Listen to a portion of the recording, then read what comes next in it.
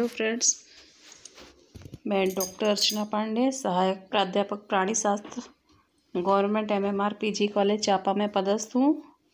आज मैं आपको MSc 4th सेम के पेपर 3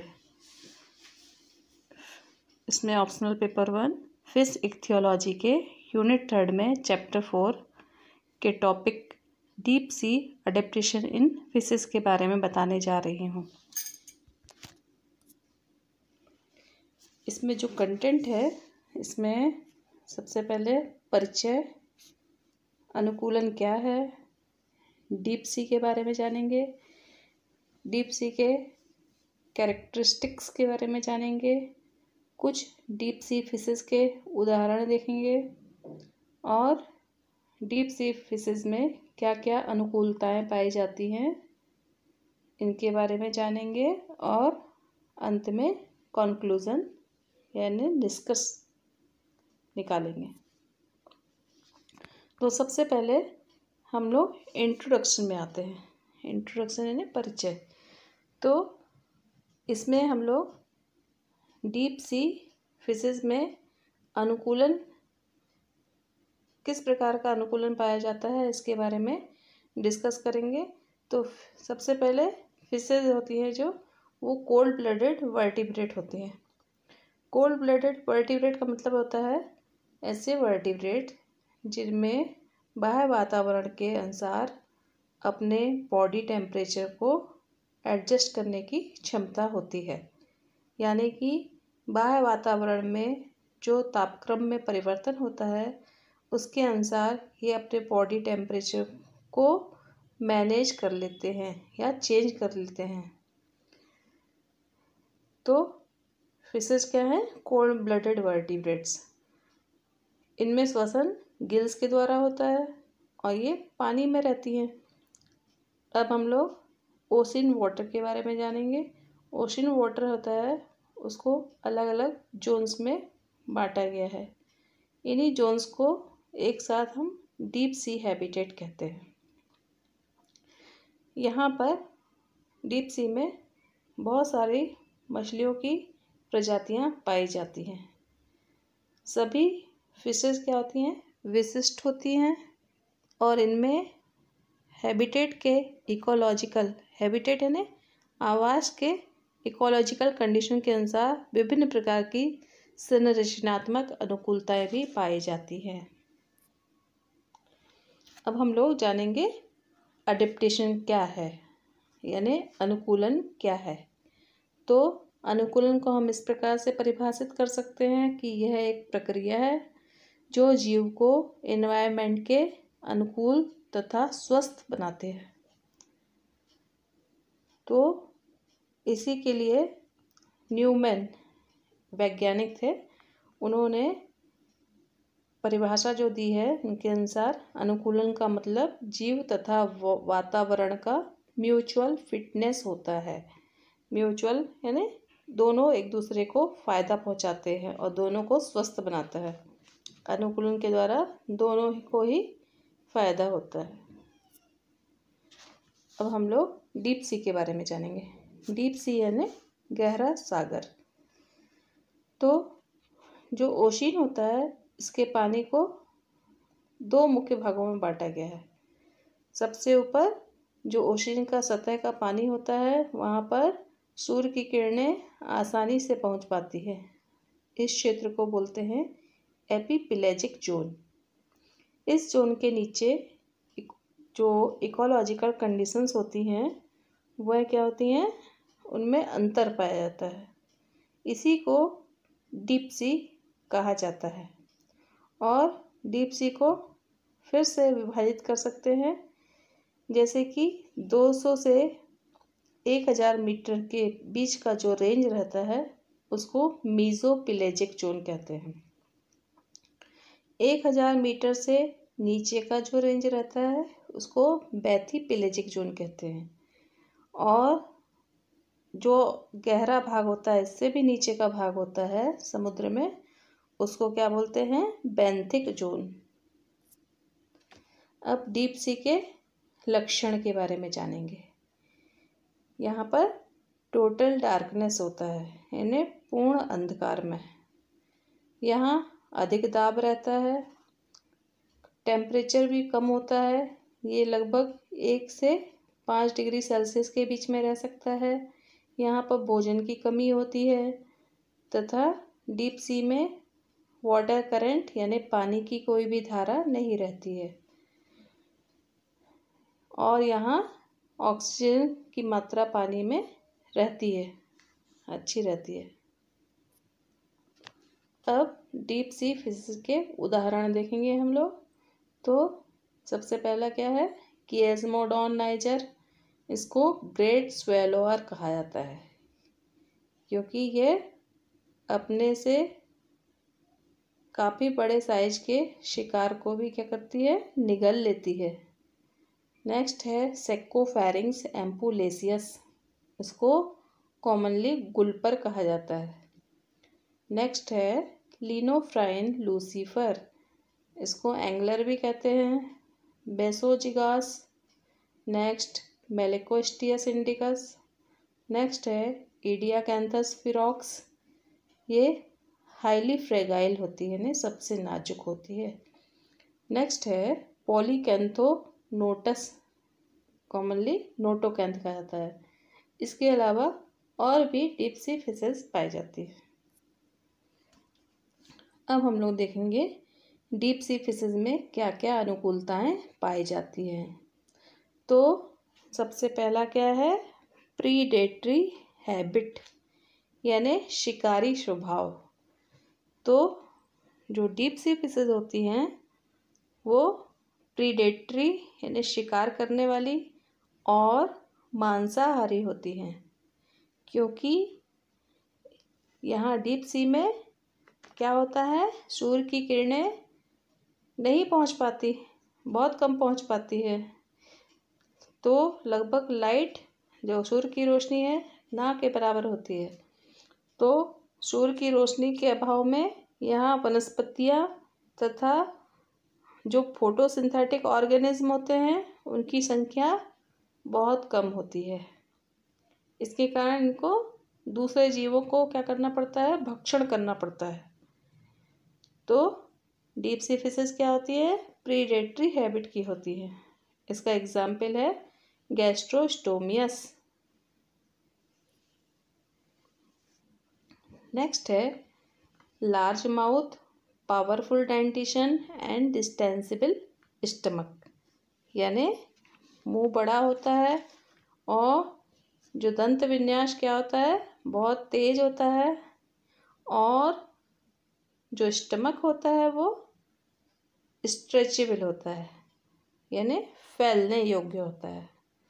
तो डीप सी फिशेस में इनका माउथ बहुत बड़ा होता है, बक्कल कैविटी भी चौड़ी होती है और इनमें जो दंत विन्यास बहुत अधिक विकसित होता है और जो गैस्ट्रोइंटेस्टाइनल ट्रैक्ट है यानी आमाशय और आंत की जो गुहा है वो क्या होती है, स्ट्रेचेबल यानी फैलने योग्य होती है। जिसके कारण ही क्या होता है, ये सब लक्षण होते हैं जिसके कारण ही ये बड़े से बड़े शिकार को भी क्या कर लेती हैं, निगल लेती हैं। इसके एग्जाम्पल है, उदाहरण है किएस्मोडोन नाइजर जो पिक्चर में आप लोग देख रहे हैं। नेक्स्ट है वीक एंडोस्केलेटन यानी कमज़ोर अंतःकंकाल। डीप सी फिशेस में जो एंडोस्केलेटन होता है वो बहुत ही नाजुक, कमज़ोर, हल्का और लचीला होता है। इसका कारण क्या है, क्योंकि इनके कंकाल तंत्र में कैल्शियम की कमी होती है या कैल्शियम लगभग नहीं के बराबर होता है। तो ये किस में पाया जाता है, इसका एक एग्जाम्पल है काइमीरा। नेक्स्ट है डिक्रीज्ड साइज एंड वेट, यानी इनकी साइज यानी आकार में कमी, आकार और वजन में कमी पाई जाती है। जैसे जैसे गहराई में हम जाते हैं डीप सी में, वहाँ पाए जाने वाले जो मछलियाँ होती हैं उनकी साइज और वजन में भी कमी होती है। इसका एग्जाम्पल इडियाकैंथस। नेक्स्ट है सेंसरी ऑर्गन्स यानी संवेदी अंग। जो डीप सी फिशेज होती हैं उसमें क्या होता है कि जो संवेदी अंग होते हैं वो बहुत अधिक विकसित होते हैं। संवेदी अंग जो आँख की कमी होती है या आँख की कमी या प्रकाश की कमी होती है, आँख की कमी नहीं, प्रकाश की जो कमी होती है उसकी कमी को पूरा करने के लिए इनमें संवेदी अंग बहुत अधिक विकसित होते हैं। और इनकी फिन रेस भी क्या होती हैं, बड़ी होती हैं। एग्जाम्पल बैथिप्टेरोइस। इस फिश में देखिए तो इस फिश में क्या होता है, जो पेक्टोरल फिन होती है इसकी एक रे होती है जो वो क्या होती है, बड़ी होती है और संवेदी फिलामेंट बनाती है। Well developed lateral line system. इनमें जो लेटरल लाइन सिस्टम होता है वो बहुत अधिक विकसित होता है, क्योंकि इनमें जो प्रकाश विहीन वातावरण में इनको जीवित रहने के लिए यानी सक्षम बनाने के लिए ये अधिक विकसित बनाते हैं। अब आँखों के बारे में जानेंगे। तो कुछ डीप सी फिशेज में आँखें अधिक विकसित होती हैं। इनमें आँखें बहुत बड़ी होती हैं और टेलीस्कोपिक होती हैं। टेलीस्कोपिक यानी दूर से भी इनमें समायोजन बनाने की क्षमता होती है। एग्जाम्पल है इलेक्ट्रोना या मिक्लोफिड। कुछ डीप सी फिशेज में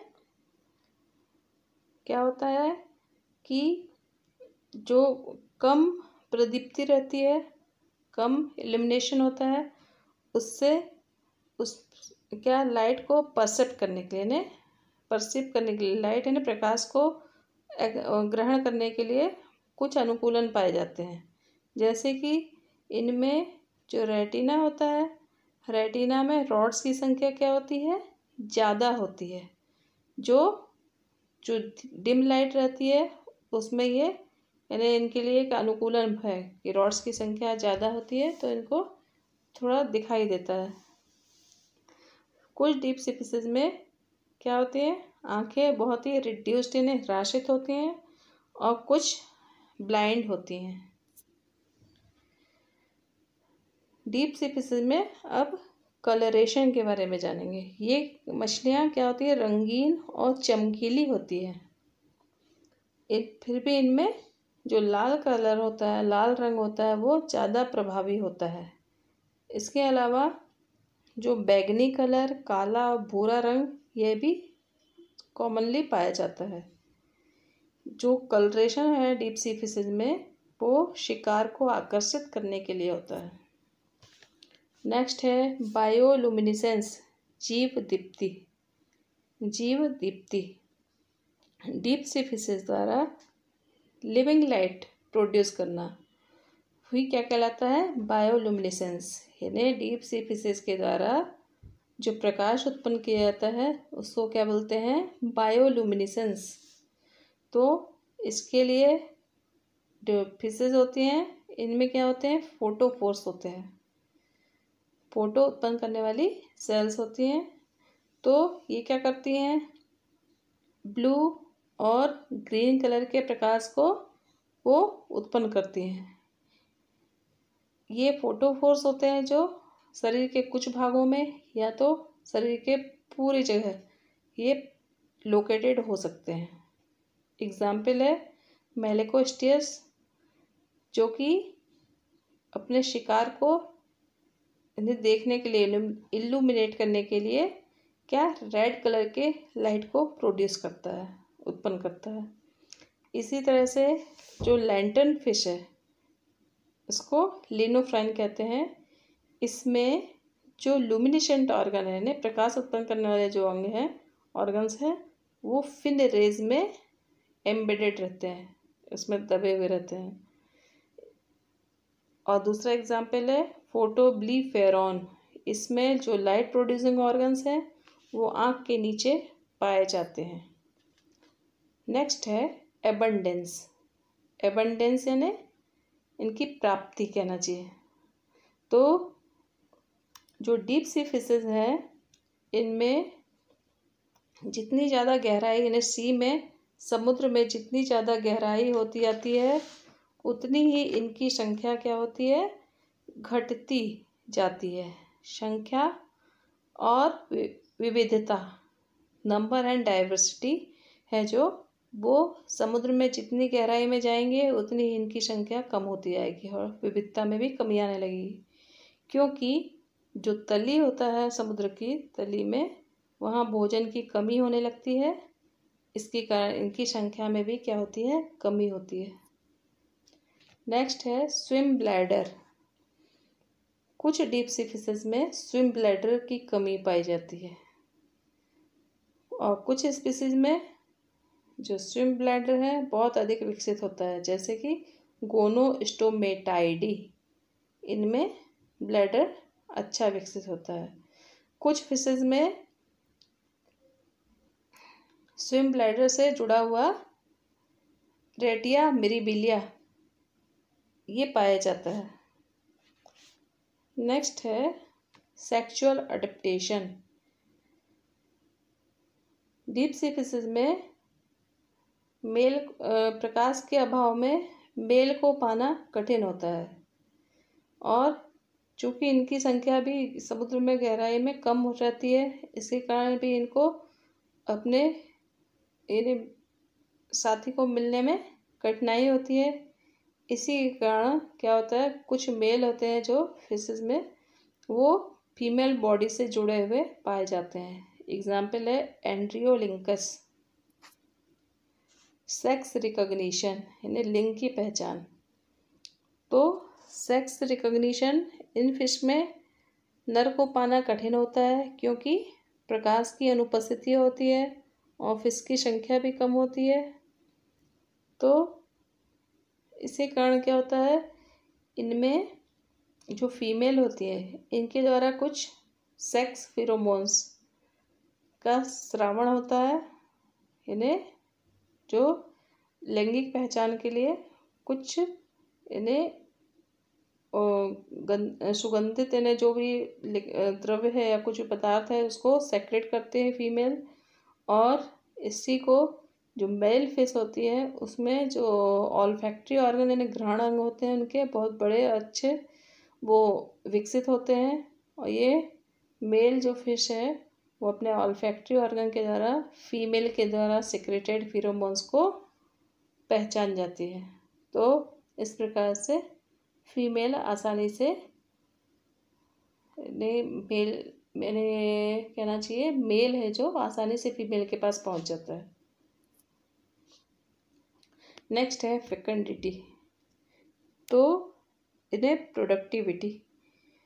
डीप सी फिशेज में स्पॉन, ये फिशेज क्या करती हैं, स्पॉन को गहराई में देती हैं, यानी समुद्र की गहराई में ये स्पॉनिंग करते हैं, परंतु इनके अंडे क्या होते हैं, ऊपर आ जाते हैं सतह पर।